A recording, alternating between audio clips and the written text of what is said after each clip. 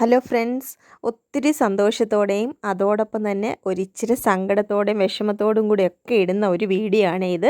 അപ്പോൾ എല്ലാവരും ഇത് മുഴുവനായിട്ടും കാണും, കമൻറ്റുകൾ അറിയിക്കും എന്ന് വിശ്വസിച്ചുകൊണ്ട് നമുക്ക് വീഡിയോയിലോട്ട് പോയാലോ. ഞങ്ങളെ ഈ വീട് വെച്ചിട്ട് ഏകദേശം 3 വർഷത്തോളമായി. ഇതുവരെ ഞങ്ങളുടെ ഈ ഷോക്കേസിൻ്റെ പണി ചെയ്തിട്ടില്ലായിരുന്നു കേട്ടോ.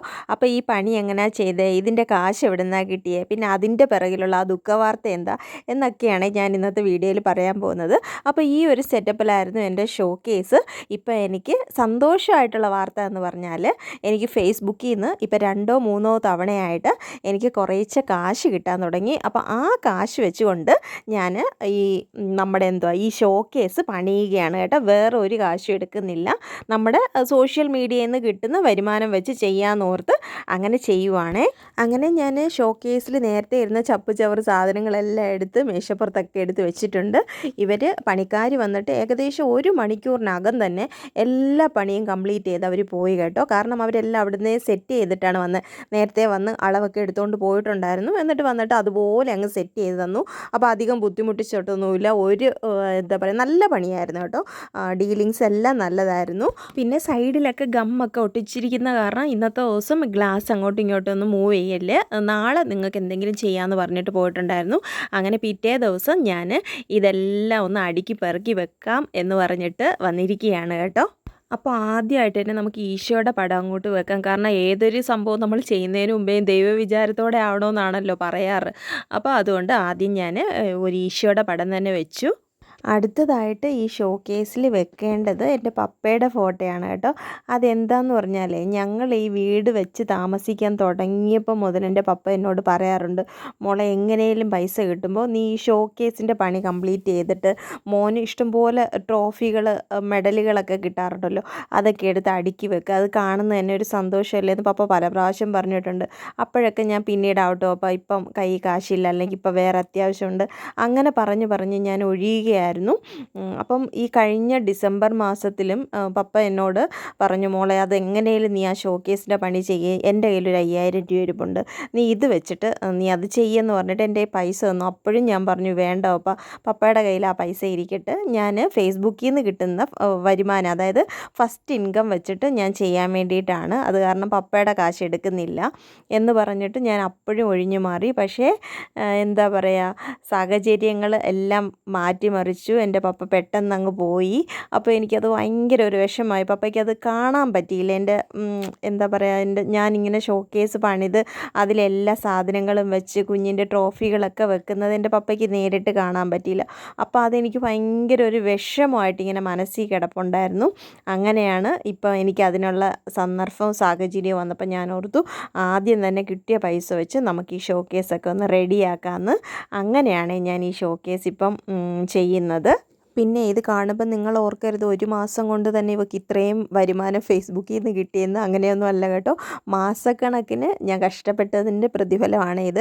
അത് 3 പ്രാവശ്യമായിട്ടാണ് എനിക്ക് ക്യാഷ് കിട്ടിയിട്ടുള്ളത്. പിന്നെ ഈ ഷോക്കേസിൽ ഞാൻ വെക്കുന്ന ഫോട്ടോസും പിന്നെ ഈ മെഡലുകളും ട്രോഫികളും അല്ലാത്ത എല്ലാ സാധനങ്ങളും ഞാൻ തന്നെ കൈകൊണ്ട് ചെയ്തതാണ് കേട്ടോ. ഒരുപാട് ബോട്ടിൽ ആർട്ടുകൾ, പിന്നെ ആ ഹട്ട്, അങ്ങനത്തെ പല സാധനങ്ങളും ഞാൻ തന്നെ ചെയ്തതാണ്. ഓരോ വീഡിയോസിൽ ഞാനത് ഇട്ടിട്ടുണ്ട്. ഫേസ്ബുക്കിൽ കുറച്ചിട്ടിട്ടുണ്ട്. ബാക്കിയൊക്കെ ഞാൻ വീഡിയോ പുറകെ വരുന്നതായിരിക്കും കേട്ടോ. പിന്നെ അതൊക്കെ ഇന്നും ഇന്നലെ ഒന്നും കൊണ്ട് ചെയ്ത് തീർത്തതല്ല കേട്ടോ. വർഷങ്ങൾക്ക് മുമ്പ് ചെയ്തതുണ്ട്, ഈ ഇടയായിട്ട് ചെയ്തതുണ്ട്. അങ്ങനെ പല സമയങ്ങളിൽ ചെയ്ത വർക്കുകളാണ്. പിന്നെ എൻ്റെ കുറേ ആർട്ട് വർക്കുകളെല്ലാം ചീത്തയായപ്പോൾ എടുത്ത് കളയേണ്ടതായിട്ട് വന്നു. കാരണം എന്താണെന്ന് പറഞ്ഞാൽ, വാടക വീട്ടിൽ നിന്ന് ഇങ്ങോട്ട് ഷിഫ്റ്റ് ചെയ്യുമ്പോഴും പിന്നെ വെളിയിലൊക്കെ കുറേ ദിവസം കാർഡ്ബോർഡ് ബോക്സിനകത്തൊക്കെ ഇങ്ങനെ ഇട്ടിരുന്നു. മഴ പെയ്തു, നനഞ്ഞു, അങ്ങനെയൊക്കെ കുറേ നഷ്ടപ്പെട്ടു പോയിട്ടുണ്ടായിരുന്നു. പിന്നെ ഒരുവിധം നല്ലത് മാത്രം ഞാൻ എടുത്ത് വെച്ചിട്ടുണ്ട്. അങ്ങനെ കുറേ ഉണ്ട്. പിന്നെ വർഷങ്ങളോളം ഇങ്ങനെ ഓരോന്ന് ഇരുന്ന് കഴിയുമ്പോൾ സ്വാഭാവികമായിട്ടും അതിൻ്റെ കളറും ഫെയ്ഡായി അതങ്ങ് ചീത്തയായി പോകുമല്ലോ. അങ്ങനെയൊക്കെ കുറേ പോയിട്ടുണ്ട്. ഒരുവിധം നന്നായിട്ടിരിക്കുന്നതൊക്കെയാണ് ഞാൻ എടുത്ത് വെക്കുന്നത്. പിന്നെ ഇതുകൂടാതെ കുറേ ഇനി ഇരിപ്പുണ്ട്, അതൊക്കെ പൊടി തട്ടി എടുത്തിട്ടില്ല. ഇത്രയും മാത്രം വെക്കുമ്പോഴത്തേക്ക് എൻ്റെ ഷോക്കേസ് ഓൾറെഡി ഫില്ലാവുമെന്നാണ് എൻ്റെ വിശ്വാസം.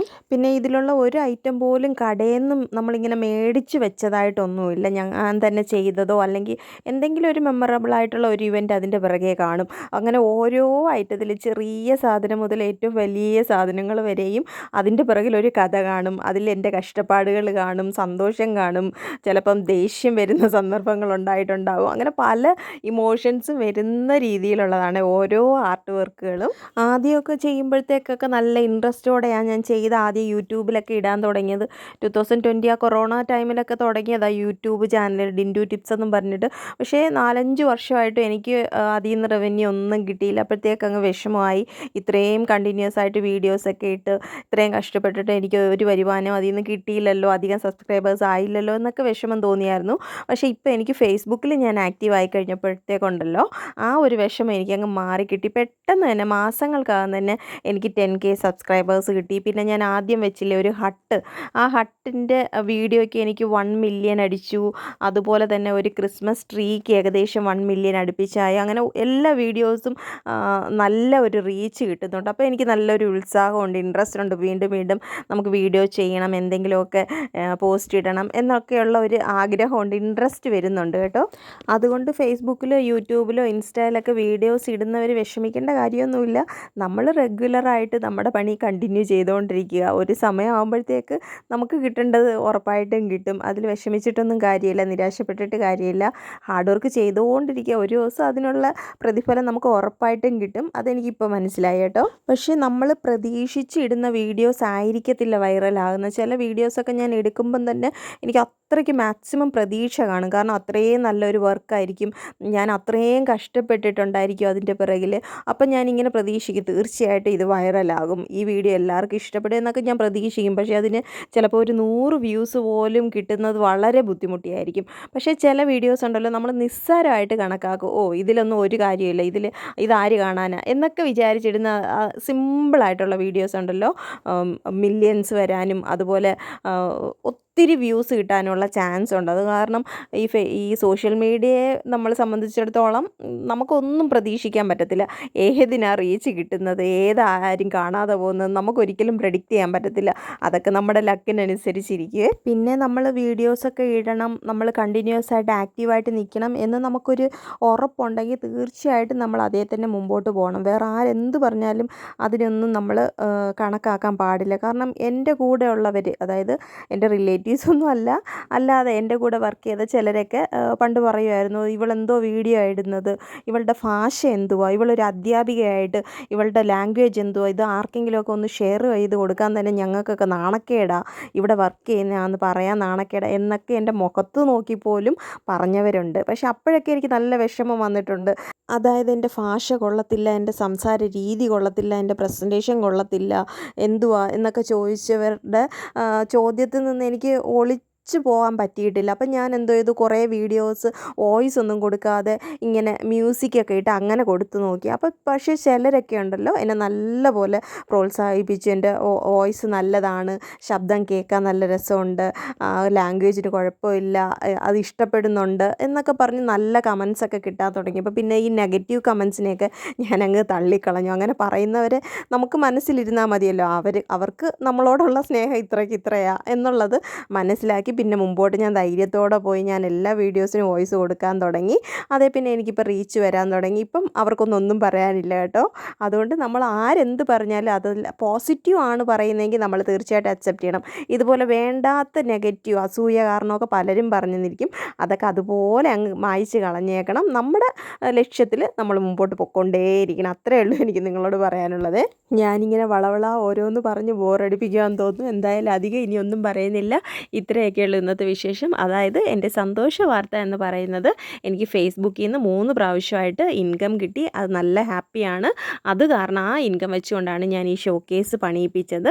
പിന്നെ എനിക്ക് സങ്കടം എന്താണെന്ന് പറഞ്ഞാൽ, എൻ്റെ പപ്പ ജീവനോടെ ഇരിക്കുമ്പോൾ എനിക്ക് ഈ ഷോക്കേസിൻ്റെ പണി ചെയ്ത് പൂർത്തിയാക്കി എൻ്റെ പപ്പയ്ക്ക് കാണിച്ചു കൊടുക്കുവാൻ എനിക്ക് പറ്റിയില്ല എന്നുള്ളൊരു വിഷമം എനിക്കുണ്ട്. എന്തായാലും കുഴപ്പമില്ല, പപ്പയുടെ ആഗ്രഹം ഇച്ചിരി വൈകിട്ടാണെങ്കിൽ എനിക്ക് സാധിക്കാൻ കഴിഞ്ഞു. അതിൽ എനിക്ക് സന്തോഷമുണ്ട്. അപ്പോൾ ഇത്രയൊക്കെയുള്ളൂ ഇന്നത്തെ എൻ്റെ വിശേഷം, എൻ്റെ വീഡിയോയും. അപ്പം എൻ്റെ ഷോക്കേസ് ഇഷ്ടപ്പെട്ടിട്ടുണ്ടെങ്കിൽ തീർച്ചയായിട്ടും കമൻറ്റ് ചെയ്യുക. അതുപോലെ തന്നെ എൻ്റെ ഈ വീഡിയോ ഇഷ്ടപ്പെട്ടിട്ടുണ്ടെങ്കിൽ തീർച്ചയായിട്ടും ലൈക്ക് ചെയ്യുക, ഷെയർ ചെയ്യുക. പിന്നെ ആരെങ്കിലും ഫോളോ ചെയ്യാതെ ഫേസ്ബുക്കിലും ഇൻസ്റ്റയിലും കാണുന്നുണ്ടെങ്കിൽ ദയവായി ഒന്ന് ഫോളോ ചെയ്യുക.